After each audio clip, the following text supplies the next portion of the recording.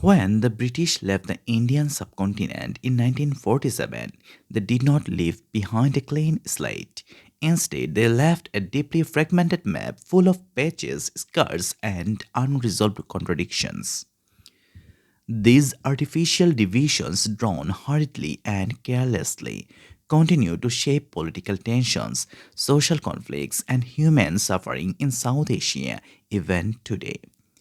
The consequences of these decisions are not merely historical, they are lived realities for millions of people across the region, especially in India. The British colonial strategy was never about unity or stability, it was about control. Through the policy of divide and rule, they deliberately encouraged ethnic, religious, and regional difference. Boundaries were drawn not to reflect cultural or historical realities, but to serve imperial convenience.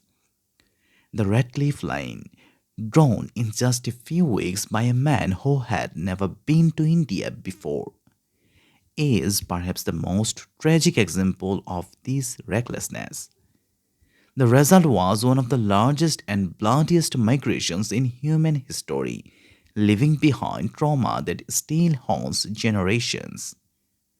One of the most damaging legacies of British cartography is the issue of Kashmir. The British exit strategy left princely states in a state of confusion, with vague instructions and no clear framework. Kashmir became a flashpoint not because of ancient hatred but because of colonial negligence. Decades later, India and Pakistan continued to pay the price through military conflict, political instability, and human rights crises, all rooted in a problem created at the moment of British withdrawal.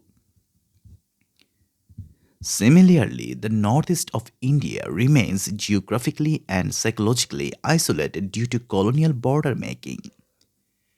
Arbitrary lines cut through ethnic groups and traditional trade routes, creating regions that feel disconnected from the Indian mainland. This has fueled insurgency, alienation, and underdevelopment issues that are often misunderstood as internal failures rather than inherited structural problems. Even within mainland India, colonial boundaries ignored linguistic and cultural continuity. The British prioritized administrative efficiency over social harmony. As a result, post-independence India had to undertake painful and prolonged process of state reorganization to correct these artificial divisions. While India has managed this challenge better than many former colonies, the effort required immense political negotiation and social sacrifice.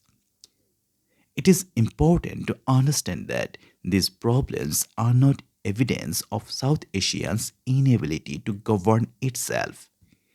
Rather, they expose the long term damage caused by imperial arrogance. The British did not merely extract resources, they exported instability by leaving behind unresolved borders and fragmented identities. They ensured that former colonies would spend decades managing crises instead of focusing fully on development. In conclusion, the patched up map left by the British is not just a geographical issue, it is a historical burden.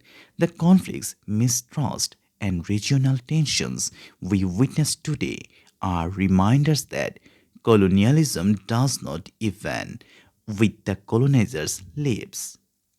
Its consequences endure on maps, in politics, and in the people's lives. Recognizing this truth is essential, not to assign blame endlessly, but to understand history honestly and work toward a more stable and cooperative future in South Asia. Thank you for listening.